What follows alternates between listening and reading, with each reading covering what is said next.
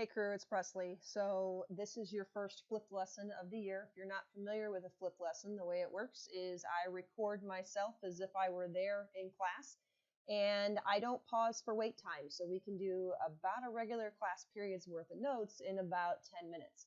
So as you listen on your Chromebook or you have me on closed caption on your Chromebook, know that you will need to stop me and pause me in order to get your notes in. All right, let's get started. So 1.1 looks at developments in East Asia from about 1200 to roughly 1450 current era. I have noted here at the bottom, Lady Fu Hao, the Ancient China Review Song from Mr. Bett's class. It's found on YouTube. I'll link it in an announcement if you want to listen to it.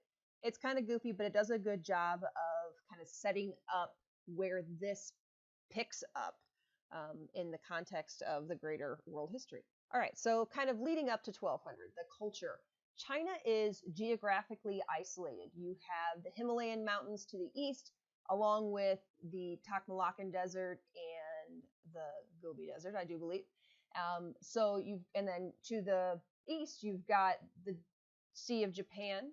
And so when it comes to developing as a culture, inner China, the kind of eastern part of China, is going to be very isolated from the rest of the continent. So what are the cultural implications of this? It's going to limit China's ability to lean on others for support or learn and even borrow from other cultures. It's going to develop very unique. But it also spares China from frequent invasions that were common in places like the Middle East, the western part of Asia, and India. So Chinese culture does have an advantage in being allowed to become very ingrained in its people. Chinese philosophy is really going to be this effort during the Warring States period to find an answer to the chaos. You've got Confucianism, Taoism, and legalism all focusing on correcting societal problems during that time of the Warring States period, between the Zhou and the Qin dynasties getting started. And they pop up throughout history. When it comes to Confucianism, it's all about those 5 kind of major relationships: friend to friend, elder brother, younger brother, husband, wife, father, son, ruler, ruled. When it comes to Taoism, that's going to be all about harmony with nature. That's that kind of yin-yang symbol. Taoism is not going to influence governments very much because it says the best governments govern the least, and your rulers aren't going to like that. But it is going to have a huge influence on art and culture and people's kind of personal life and daily life.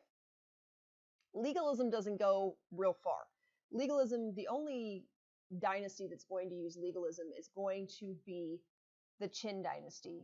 Shi Huangdi is going to use it to unite China, but really, once he dies, the Chinese people don't want anything to do with it anymore.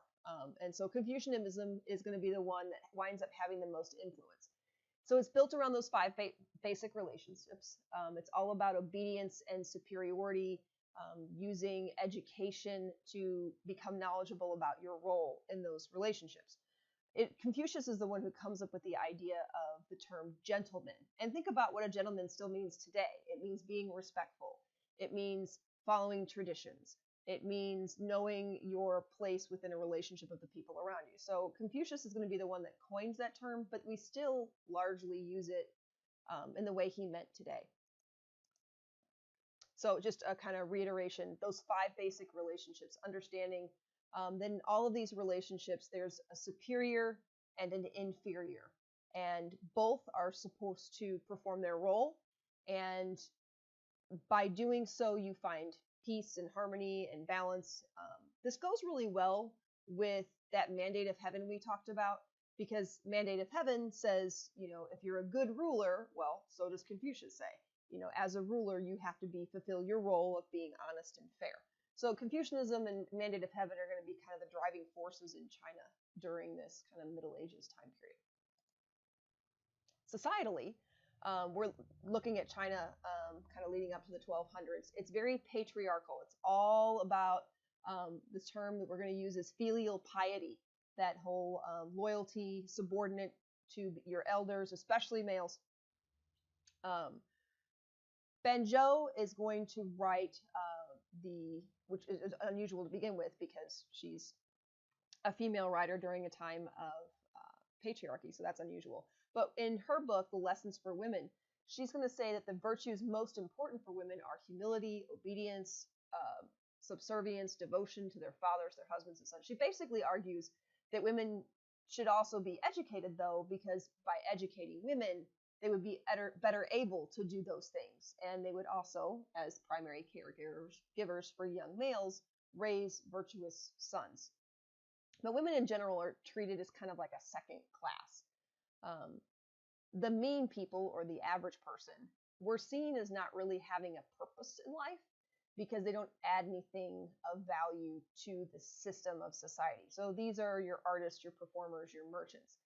The farmer is going to be very much valued because the farmer is going to produce the food that allows the workers to build the structures and things like that. But merchants in China really not looked upon very friendly. Politically, China has a long history of having even though there's like several changes in dynasties throughout Chinese history, every new dynasty is going to continue to use this centralized bureaucracy with only a few minor changes from one dynasty to the next. Shi Huangdi is going to begin this with the Qin. The Han Dynasty is going to begin this during Chinese Golden Age, during the Classical Era. The Zhou's concept of the mandate of heaven, about claiming legitimacy, all of this is going to continue.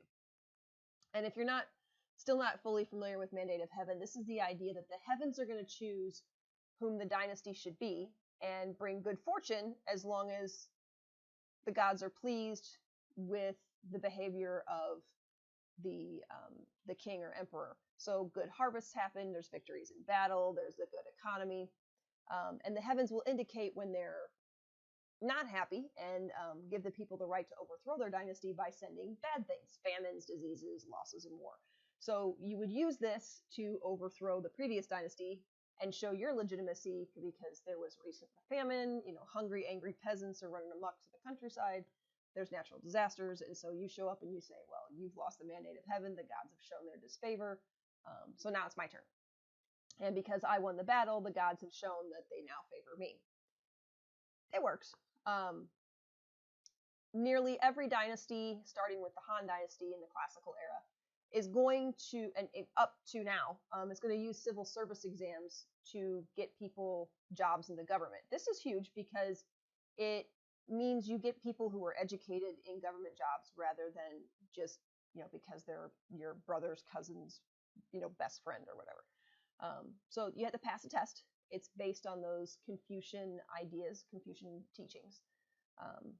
The reason why Confucianism is such an ideal philosophy for government is because it requires obedience and respect to your superiors. So the emperor's at the top of the chain. You are just reinforced from all sides about he's in charge. You should be respectful. You should be obedient. You should not overthrow him. Theoretically, these tests open things up to anybody in any walk of life. But think about it. If you have to pass a test, you have to be able to afford to go to school and buy books and hire tutors. So while in practice it sounds like everybody could get the job, the reality is it's almost always people of noble birth because they're the only families that can afford the schooling to prep for the exams. Now, every once in a while, a village would have this super smart kid, and the village would kind of pool their money together to make sure the kid got schooling with the hopes the kid would pass the exam and then make sure that the village got looked after in the government. But that's the exception, not the rule. Buddhism is going to start in India as an offshoot to Hinduism. We talked about that with your chart yesterday a little bit. It's going to travel with trade along the Silk Road, the main trade route there. And as it spreads with the merchants, it's eventually going to become the dominant religion of China. Publicly, people are going to follow Confucian principles and dedicate their private lives to Buddhism. This is that whole thing we talked about in the East. You didn't have to choose one or the other. You could be both. By about 900, the current era, when the Tang Dynasty takes power, the bureaucracy begins to attack Buddhism as a threat to imperial government because the Buddhist monks have all the riches and those bureaucratic government people want the stuff. I mean, that happens a lot. Buddhism is going to teachings can be summed up by the 4 key beliefs. You know, life sucks. It sucks because you're greedy.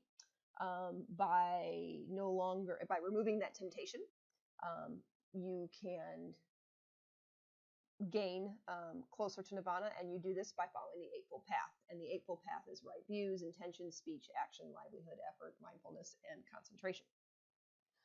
Do you have to memorize all of that? No. But having a working understanding that Buddhism uses the 4 Noble Truths and the Eightfold Path, that you should keep track of. A couple statues of Buddhism. I have the one in my room over on the bookshelf is very similar to this. Sometimes you see Buddha as skinny Buddha. Sometimes you see him as chubby Buddha. That's all. Well, we're not going to go that far into that. So what I would like you to do with the rest of today, any time remaining, if it looks like the class is largely done, please share the last 2 groups to finish out that chart. And if we don't quite get to that, we will get to that first thing on Tuesday. If you guys have questions, send me a message in Canvas and I will get back to you. See you Tuesday.